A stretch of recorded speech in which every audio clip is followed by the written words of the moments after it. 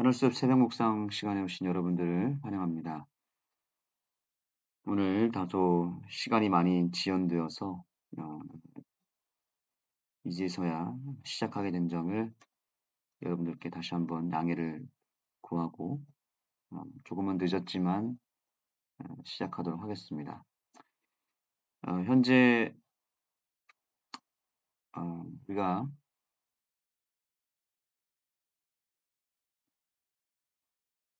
교과 말씀을 이제 8과를 오늘 보게 될 텐데요. 첫째 날의 말씀입니다. 말씀의 제목은 결혼에 대한 하나님의 계획입니다.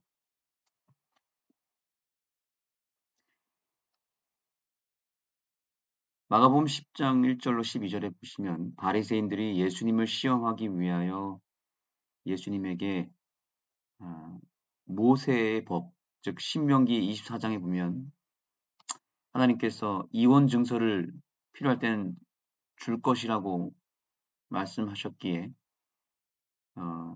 바리새인들은 예수께 나타나서 이렇게 말합니다. 바리새인들이 예수께 나와 그를 시험하여 묻되 사람이 아내를 버리는 것이 옳으니까? 라고 얘기했습니다. 즉 이혼에 대한 합법적인 근거를 제시하라고 얘기한 것이죠. 이혼을 해도 되는 것인지 물어본 것입니다. 그 이유는 모세가 율법에 이혼 증서를 필요할 때 써줄 수 있다라고 기록했기 때문이죠. 예수님께서 말씀하십니다. 모세가 어떻게 너희에게 명하였느냐 이르되 모세는 이혼 증서를 써줘 버리기를 허락하였나이다 라고 말합니다. 예수께서 그들에게 이르시되 너희 마음이 완악함으로 말미암아 이 명령을 기록하였거니와 창조 때로부터 사람을 남자와 여자로 지으셨으니 이러므로 사람이 그 부모를 떠나서 그 둘이 한 몸이 될지니라. 이런즉 이제 둘이 아니요 한 몸이니 그러므로 하나님이 짝지어 주신 것을 사람이 나누지 못할지니라 하시더라. 어, 예수님께서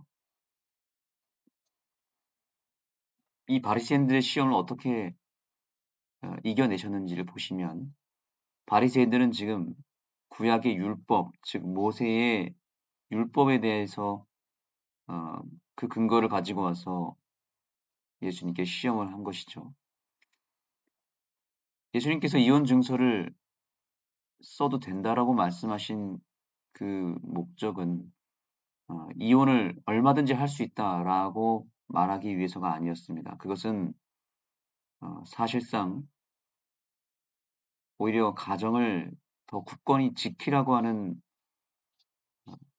이유가 있는 것인데 그 본래의 의미는 다 지워버리고 예수님께서 얼마든지 가정이 부부가 갈라서는 것을 합법화한 것이 아니냐는 공격을 바리새인들이 한 것입니다. 그때 예수님은 모세가 쓴 율법을 가지고 논쟁한 것이 아니라 더 근본적으로 본질을 추구하기 위하여 창세기 2장으로 가십니다. 창세기에 써져 있는 하나님의 결혼관에 대해서 설명하심으로 그들의 공격을 물리치신 것입니다. 분명히 창세기 2장에서는 분명하게 하나님께서 말씀하셨습니다. 사람이 그 부모를 떠나서 둘이 한 몸이 될지니 라고 말씀하셨죠. 그래서 한 몸이 되었기 때문에 하나님이 짝지어 준 것은 절대로 사람이 나누지 못할 것이다 라고 예수님께서는 말씀하신 것입니다. 결혼이라고 하는 것은 남자와 여자가 한 몸을 이루는 것이다. 그래서 어떤 한 학자는 이렇게 얘기했습니다. 결혼이란 두 종이를, 얇은 종이를 악교풀로 붙이는 거와 같다라고 말합니다. 그래서 이 두 종이를 만약에 아주 끈끈하고 강력한 악교풀로 붙인다고 생각해 보십시오. 어떻게 됩니까? 이것이 두 종이었지만 악교풀로 붙인 이후로부터는 완전히 하나가 된 것 아니겠습니까? 강력본드로 이 두 종이를 붙였다면 나중에 이 두 종이를 뗄 수가 있을까요? 다시 분리시킬 수 있을까요? 절대 그렇지 않습니다. 이미 하나가 되어버렸기 때문에 한 종이가 돼버린 것이죠. 악교풀로 붙였기 때문에 한 종이가 돼버린 거예요. 뗄래야 뗄 수 없는 상황입니다. 그러니 만약에 이것을 억지로 떼겠다고 이거를 찢어버리면 분리가 되는 게 아니라 완전히 예, 이 종이가 찢어져 버리는 것이죠. 한 몸이 찢어져 버리는 고통이 있는 것입니다. 남자와 여자가 결혼을 하게 되었다는 것은 이 두 부부가 완전히 하나가 되었다는 것입니다. 마음이 하나가 되고 몸이 하나가 되고 이미 인생이 완전히 분리할 수 없는 한 몸이 돼버린 것입니다. 그래서 이 두 부부를 억지로 나누는 것이 이혼이지 않습니까? 그렇게 나누게 되면 그냥 그렇게 나누는 것으로 끝나는 것이 아니라 이 두 인생이 엄청난 상처와 고통과 리스크를 안고 그 인생이 몸과 마음이 함께 찢어지는 것과 같은 것입니다. 그렇기 때문에 정말 부득이하게 어쩔 수 없이 이혼할 수밖에 없는 그런 상황이 올 수는 있겠지만 어떠한 일이 있어도 찢어지면 안 된다. 이혼하는 것은 안 된다라고 못을 박은 것입니다.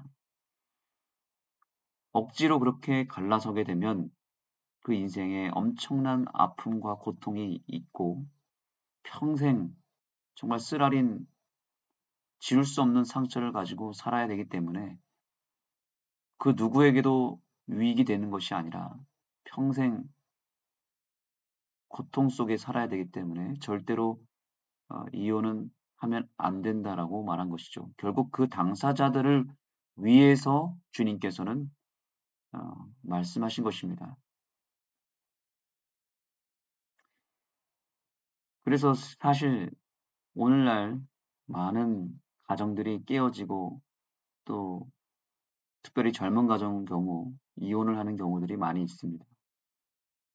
그런데 정작 어떤 성격이 맞지 않아서 혹은 여러 가지 이유 때문에 이혼을 한 당사자들이 나중에 보면 사실 굉장한 예, 아픔을 떠안게 되고 또한 어, 서로 후회하는 경우들이 상당히 많다고 합니다. 막상 그렇게 당장은 갈라서는 것이 뭔가 대안인 것처럼 여겨져서 쉽게 이렇게 갈라섰을 때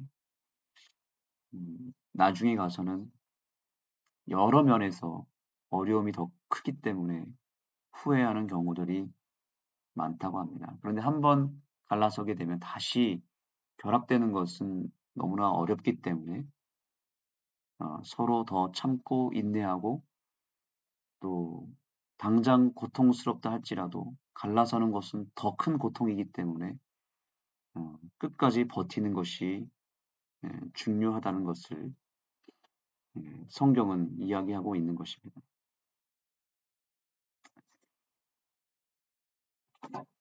그래서 예수님께서는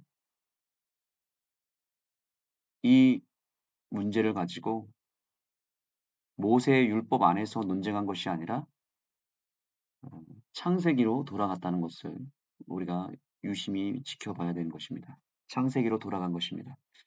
이것은 마치 뭐와 같냐면 분명히 레위기 음식법에는 정결한 짐승은 먹어도 된다라고 명시되었기 때문에 사람들은 이렇게 말합니다. 하나님께서 분명히 법적으로 고기를 먹어도 된다고 했으니 고기를 얼마든지 먹어도 되는 것 아니냐라고 말하는 것과 지금 똑같은 것입니다.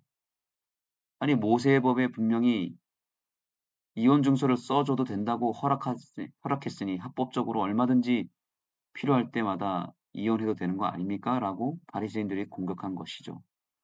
모세의 율법에 써 있기 때문에 무조건 그것이 합법화되는 것 아니냐는 이 질문은 사실은 어, 모세가 정결한 짐승을 먹어도 된다고 했으니 고기를 먹어도 되는 것 아닙니까? 라고 하는 것과 똑같은 것입니다. 하나님께서 고기를 먹으라고 한 것은 어쩔 수 없는 상황이 되었을 때, 즉 뭔가 노아 홍수로 인해서 먹을 것들이 식물들이 다 사라져서 어쩔 수 없는 상황에 하나님께서 한시적으로 허락한 것인데 이것이 이제 나중에는 습관화되고 이것이 합법화되면서 하나님께서 레위기법을 통해서 음식에 대한 법을 제정한 것이죠. 그러나 여기서 이 논쟁에서 우리가 확실하게 명확하게 답을 찾는 방법은 창세기로 돌아가는 것입니다. 원래 하나님께서 제정하신 법이 무엇인지를 음, 살펴보면 되는 것이죠. 창세기로 돌아가면 하나님께서는 분명히 너희 식물, 너희 먹을 거리는 밭의 채소와 씨 가진 열매라고 분명히 말씀했습니다. 너희의 건강을 위해서, 행복을 위해서 하나님께서는 예, 채식을 강조했던 것이고 어쩔 수 없는 상황에서는 부득이하게 정한 짐승, 깨끗한 짐승만 먹을 것이다 라고 말한 것이지 이제부터는 너희들이 얼마든지 고기를 먹어도 된다 라고 제정한 것이 아니라는 것입니다. 이왕이면 창세기에 제정하신 본래의 법으로 돌아가야만 너희가 행복할 것이다 라고 말씀하신 것이죠. 부부의 문제도 마찬가지입니다. 모세가 그렇게 이혼 증서를 써주라고 했기 때문에 너희들이 얼마든지 원하면 이혼해도 된다. 이런 뜻이 아니라 본래의 법인 창세기로 돌아가라는 것입니다. 그래서 모세가 이혼 증서를 써준 것도 쓰라고 한 것도 사실은 그 당시에 이 여성의 인권이 너무나 바닥으로 떨어져 있었기 때문에 남자들이 이 여자에 대한 주권을 마음껏 휘둘렀기 때문에 여자의 이 인권을 보호하기 위해서 증서를 써주라고 말한 것입니다. 예를 들면 남편이 시도 때도 없이 술을 마시고 또 폭력을 행사한다고 생각해 보겠습니다. 매일같이 폭력을 행사해서 거의 이 여자가 죽게 된 것입니다. 거의 뭐 매일매일이 고통이고 고문이고 지옥입니다. 이런 경우에는 어쩔 수 없이 이혼할 수밖에 없지 않습니까? 매일 폭력을 하는데 어떻게 살아남을 수 있습니까? 도망가든지 어떻게든 방법을 찾아야 되겠죠. 그럴 때 써주는 것이 이혼 증서인데 만약에 이 증서가 없으면 어떻게 됩니까? 계속해서 이 남자는 이 여자를 속박할 수가 있는 것입니다. 그래서 이 여인의 자유와 인권을 보장하기 위해서 이 증서를 써주게 되면 이 증서를 받게 된 이후로부터 이 여자는 어, 다른 대안을 찾을 수 있게 되는 것입니다. 절대로 이 위험한 남편과 살지 않을 수 있고 또한 재혼을 할 수 있는 기회를 얻을 수 있기 때문에 증서를 써주라고 한 것입니다. 이것은 역시 부득이하게 어쩔 수 없는 경우에만 허락된 것이지 이것을 남발하라고 쉽게 쓰라고 준 것이 아니었다는 것이죠. 그래서 어, 예수님께서는 어떠한 일이 있어도 이혼은 가능하면 피하라고 말한 것입니다. 정말 폭력이 아닌 이상 한쪽에서 간음죄를 범해서 완전히 아내를 혹은 남편을 버리고 다른 배우자를 찾아서 가지 않는 이상은 이혼은 피하는 게 좋다라고 이야기했습니다. 그래서 오늘 교훈의 말씀을 보겠습니다. 여자를 보호하기 위해 모세를 통해 주신 법이 예수님 때에는 그 반대로 사용됐다는 것입니다. 이것은 철저하게 여성을 보호하기 위한 하나님의 법이었다는 것을 기억해야 됩니다. 그분은 하나님이 제정하시고 맺으신 것을 사람이 나누지 말라고 하셨습니다. 창세기 법으로 돌아갔습니다. 우리는 모든 법을 모세의 법을 가지고 오늘날에 억지로 적용하는 일은 없어야 됩니다. 음식법도 마찬가지고 이 이혼에 관한 법도 마찬가지입니다. 우리는 창세기로 돌아가야 됩니다. 그래서 오늘 저자도 창세기로 돌아갔습니다. 신명기의 말씀을 가지고 논쟁할 것이 아니라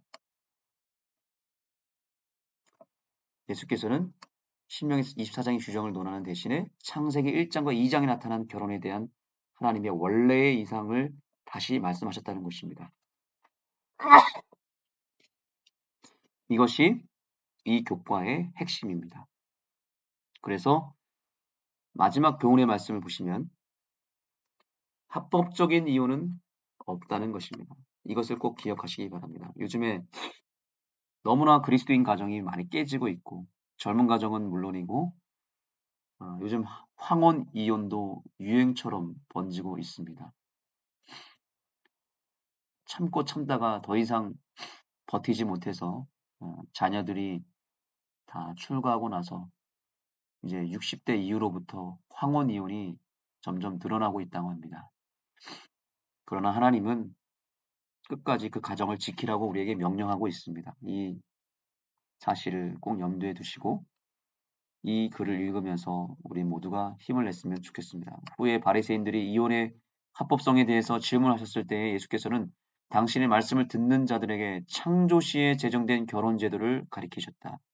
이 경건한 부부의 손을 결혼으로 연결시켰을 때에 그런 종말 시기까지 아담의 모든 자녀들을 위한 결혼법을 선언하신 것이었다. 영원하신 하나님의 아버지께서 좋다고 선언하신 바로 그 법은 인류를 위한 가장 고상한 축복과 발전의 법이었던 것이다. 하나님께서는 우리 가정을 예수님께서 재림하시는 그날까지 영원토록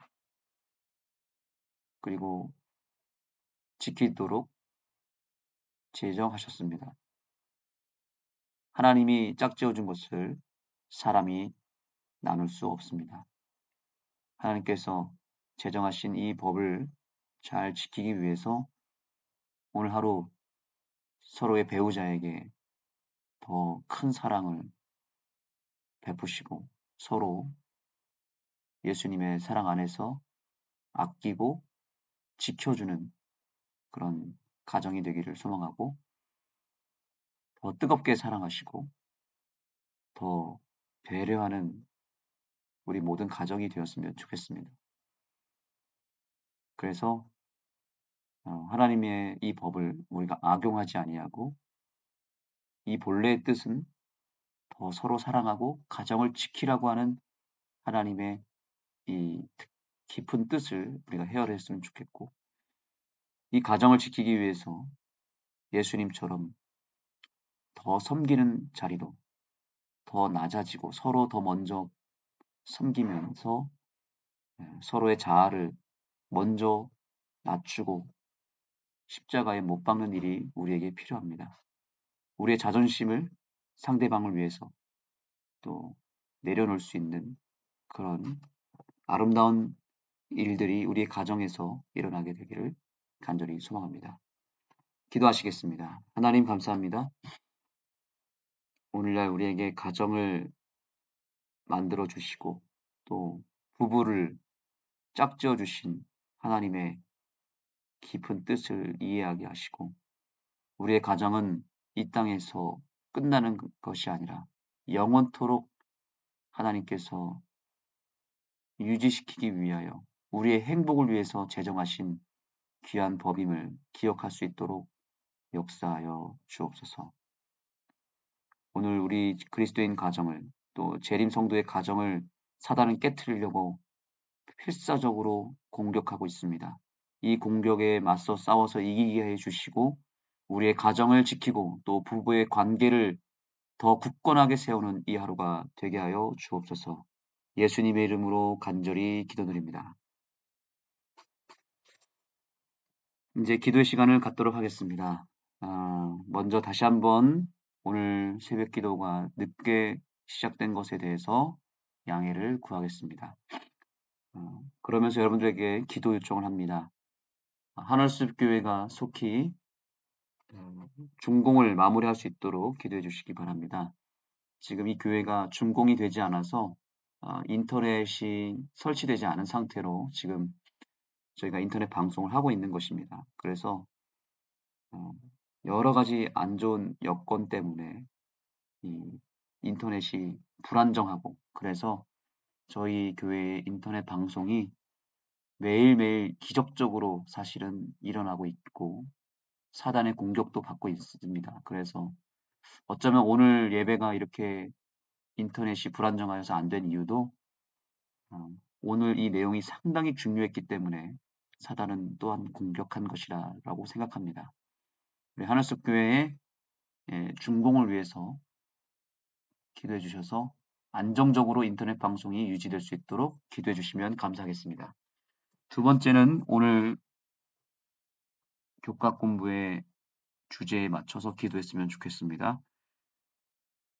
사단이 이 마지막 때에 우리의 가정을 무너뜨리고자 공격하고 있고 또 오늘 새벽 기도를 통해서 그 사실이 또한 드러났잖아요. 이 예배를 공격한 이유도 바로 이것 때문입니다.